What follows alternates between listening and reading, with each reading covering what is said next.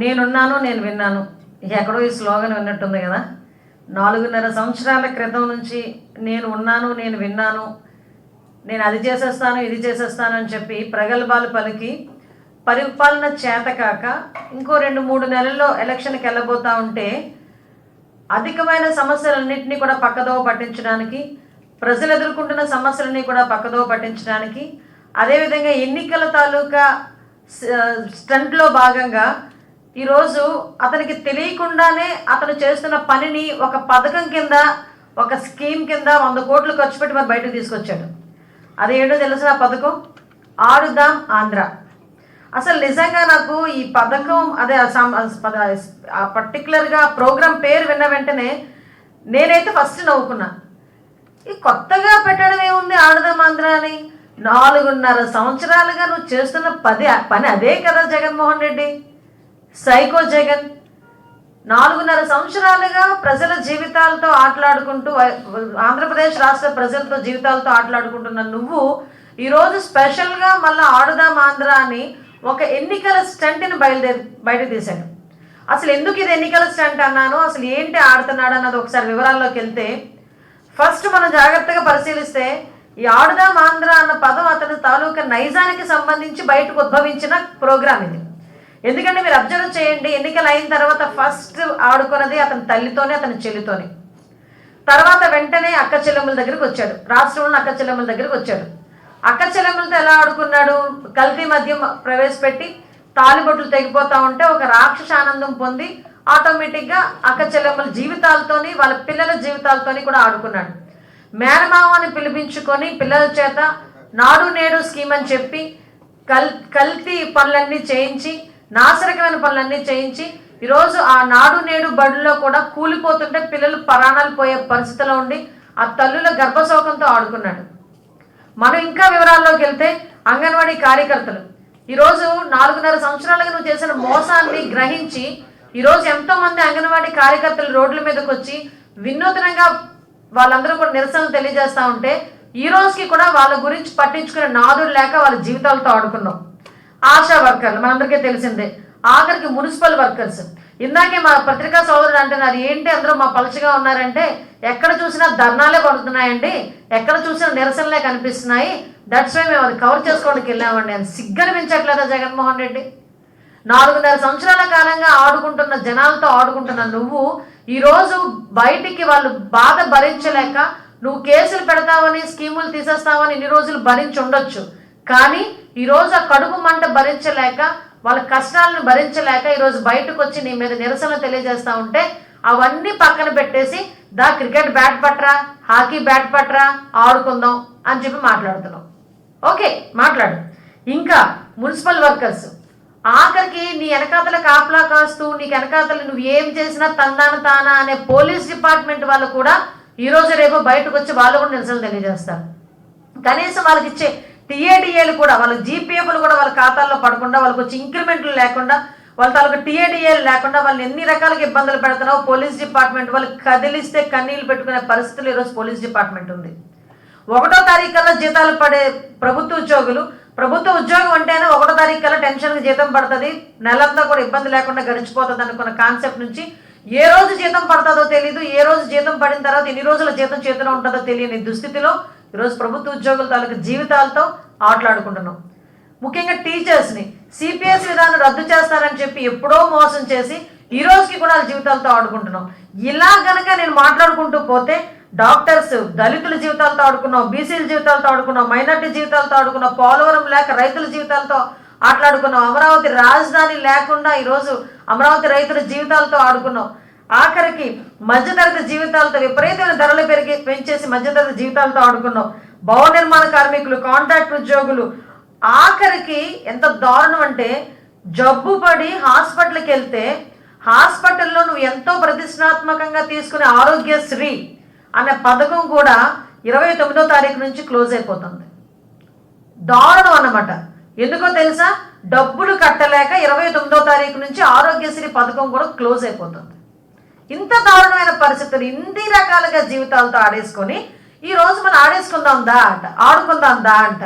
దానికి చాలా ప్రెస్టీజియస్గా నిన్న ఎమ్మెల్యేలు, మంత్రులు, జగన్మోహన్ రెడ్డి బయటకు వచ్చి ఆఖరికి రోజారెడ్డి గారికి క్రికెట్ ఎలా ఆడాలో కూడా నేర్పించేస్తున్నాడు ఈయన. అంటే అఫ్కోర్స్ ఇప్పటి వరకు కూడా ఎలా జీవితాలతో ఆడుకోవాలన్నది నీ అంత ఆట ప్రావీణ్యత ఇంకెవరికి ఉండదు. నిజంగా నీకు క్రీడల మీద అంత అభిమానం ఉండుంటే 4.5 సంవత్సరాలు ఏం చేసావు? మనోడు మనం అనుకోవచ్చు, యాక్చువల్గా చాలామంది క్రీడాకారులు కూడా అతను ప్రోత్సహించాడండో. ఎవరో తెలుసా? క్యాజినో ఆడించిన కొడాలి నాని, మంచి జాతీయ క్రీడ అనమాట అది క్యాజినో. తర్వాత ఏమో పేకాట క్లబ్బులు నడిపే గుమ్మనూరు జయరాము, బెట్టింగ్లు పెట్టే మొన్నటి వరకు మంత్రి అనిల్ కుమార్ యాదవ్, ఇలాంటి ఆణిముత్యాలను తయారు చేసే 4.5 సంవత్సరాల్లో పేకాట ఆడేవాళ్ళని, కోడి పందాలు చేసేవాళ్ళని, అది గుండాట ఆడేవాళ్ళని, లేకపోతే ఇంకోటి ఏంటది పేకాట క్లబ్బులు నడిపే వాళ్ళని, క్యాజినో నడిపే వాళ్ళని, ఇలాంటి ఆటలు జాతీయ క్రీడల స్థాయిలో తీసుకెళ్ళి 4.5 సంవత్సరాల్లో ఇప్పుడు అది కాదు, ఇప్పుడు క్రికెట్ ఆడదాం, ఇప్పుడు హాకీ ఆడదాం అని చెప్పి రమ్మంటున్నాడు. ఇందులో జోక్ ఏంటంటే ఏదైనా ఒక ఆట ఆడుకోవడానికి, నేను జనరల్గా నేనే సర్కాస్టిక్గా మాట్లాడట్లేదు, నేను మామూలుగా మాట్లాడుతాను. ఏదైనా గేమ్ ఆడుకోవడానికి ఒక గ్రౌండ్ ఉండాలి, ప్లేయర్స్ ఉండాలి, ఎక్విప్మెంట్ ఉండాలి, ట్రైనర్స్ ఉండాలి, కోచ్ ఉండాలి, ఇలాంటి సంథింగ్ ఒక ఎస్టాబ్లిష్మెంట్ అంటూ ఉండాలి. కానీ మా ఆంధ్రప్రదేశ్లో ఆడుదాం ఆంధ్ర అని ప్రోగ్రామ్ ఉంటుంది, దానికి 100 కోట్ల ఖర్చు ఉంటుంది, దానికి ఆ శాఖకి వాలీబాల్కి ఏంటది బాస్కెట్బాల్కి తేడా తెలియని ఒక మంత్రి ఉంటుంది. ఆ మంత్రికి వాలీబాల్కి బాస్కెట్బాల్కి కూడా తేడా తెలియదు. ఆ మంత్రి క్రీడా శాఖ మంత్రి, ఆవిడకి 100 కోట్లు శాంక్షన్ చేసి ఆల్ ఆఫ్ సడన్ ఆడుదాం ఆంధ్ర. ఓకే, ఆడేద్దాం. ఎవరితో ఆడదాం? ఆడుదాం ఆంధ్ర. మీరు అబ్జర్వ్ చేయండి, ఇందాక నేను అన్నాను ఎన్నికల స్టంట్ అన్నాను, ఎందుకంటున్నానో చెప్తాను. ఈ ఆడుదాం ఆంధ్రాలో 15 సంవత్సరాల లోపున పిల్లలు ఎవరు రిజిస్ట్రేషన్ చేసుకోకూడదు. నాకు తెలిసి చిన్నపిల్లలే ఆడుకుంటారు, పెద్దవాళ్ళు కూడా ఆడుకుంటారు. ఎప్పుడు ఆడుకుంటారు? వాళ్ళకంటూ ఒక స్పోర్ట్స్ క్లబ్స్ ఏర్పాటు చేసి, వాళ్ళకంటూ ఒక ట్రైనర్స్ని అప్పచెప్పి, వాళ్ళకంటూ ఒక గ్రౌండ్ని ఇచ్చి, వాళ్ళకంటూ ఎక్విప్మెంట్ ఇచ్చి, పేదవాళ్ళ దగ్గరికి శిక్షణ ఇచ్చి ఒక క్రీడాకారులు తయారు చేయాలనేది ఒక కాన్సెప్ట్, గవర్నమెంట్ తాలూకా కాన్సెప్ట్.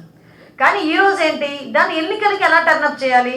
15 సంవత్సరాలు దాటిన వాళ్ళని మాత్రమే రిజిస్ట్రేషన్స్ కింద చేసుకోవాలి. సుమారుగా 15,000 సచివాలయాల్లో ఈరోజు ఈ ఆడుదాం ఆంధ్ర కార్యక్రమం జరిగారంట. 15,000 సచివాలయాల్లో నేను ఛాలెంజ్ చేసి అడుగుతున్నా, మినిమం 5,000 గ్రామాల్లో గ్రౌండ్స్ ఉన్నాయా? 5,000 గ్రామాల్లో గ్రౌండ్స్ ఉన్నాయా? కనీసం స్కూల్లో గ్రౌండ్. ఇక్కడ నేను ఎందుకు మెన్షన్ చేస్తున్నానంటే, నువ్వు అంత క్రీడల మీద మోజుంది, క్రీడాకారులు తయారు చేసిన ఉత్సుకత ఉంది నీకు అనుకుంటే, స్కూల్లోని ఉన్న గ్రౌండ్స్ని హౌసింగ్ల కింద ఎందుకు నువ్వు టర్నప్ చేసావు?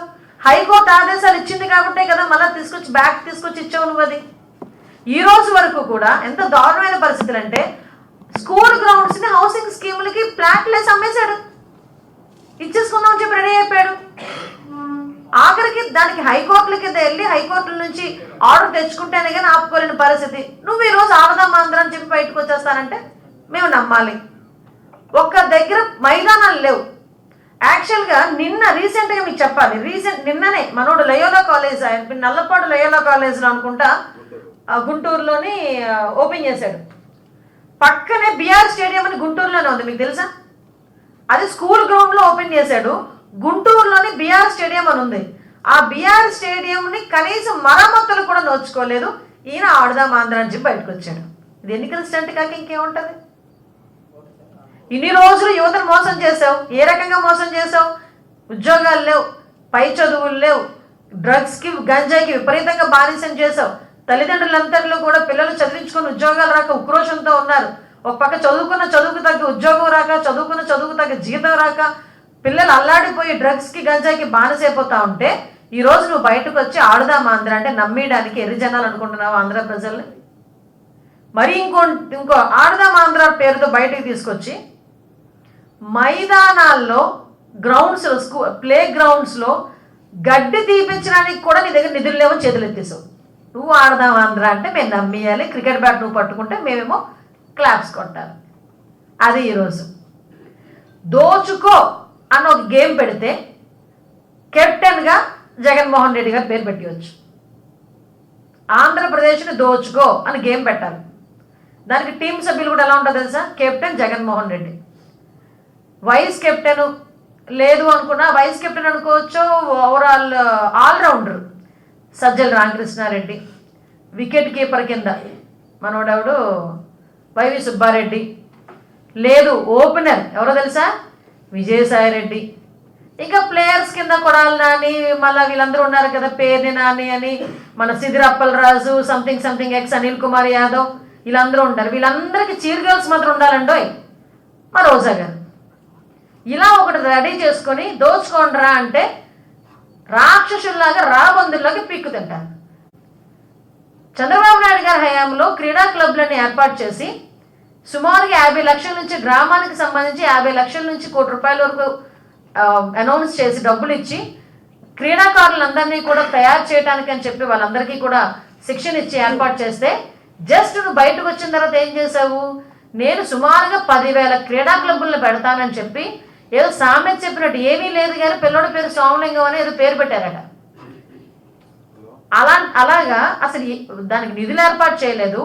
ఎన్ని పెడతామన్నది చెప్పి దానికి జగనన్న స్పోర్ట్స్ క్లబ్, వీడు తాత జేబు నుంచి తీసుకొచ్చి ఇచ్చాడు కదా స్పోర్ట్స్ క్లబ్ డబ్బులు, అందుకని జగనన్న స్పోర్ట్స్ క్లబ్ అని పెట్టుకున్నారు. కానీ ఒక్క స్పోర్ట్స్ క్లబ్లో కూడా ఈ రోజుకి కూడా ఒక్కళ్ళు తయారు చేసిన పాపాన పోల.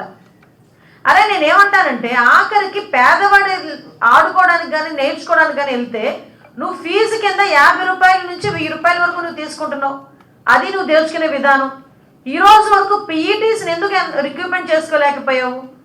ఆఖరికి వీళ్ళకి ఏంటంటే ఏదో సకల శాఖ ఘనుడిలాగా సజ్జల రామకృష్ణుడు ఎలా ఉన్నాడో, సకల పనులకి వాలంటీర్లు సచివాలయ ఉద్యోగులే.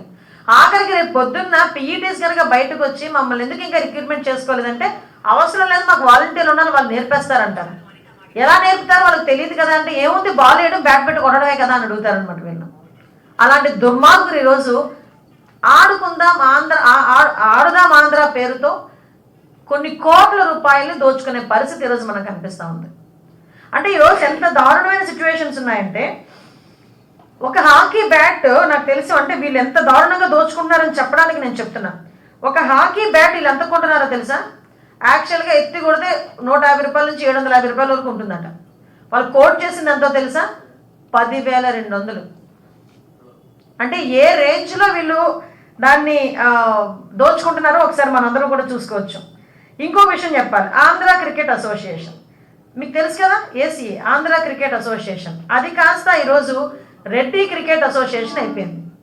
ఆంధ్ర క్రికెట్ అసోసియేషన్లో చైర్మన్ ఎవరో తెలుసా అండి? అధ్యక్షుడు లిక్కర్ స్కామ్లో ప్రధానమైన నిందితుడు విజయసాయి రెడ్డి అల్లుడు శరత్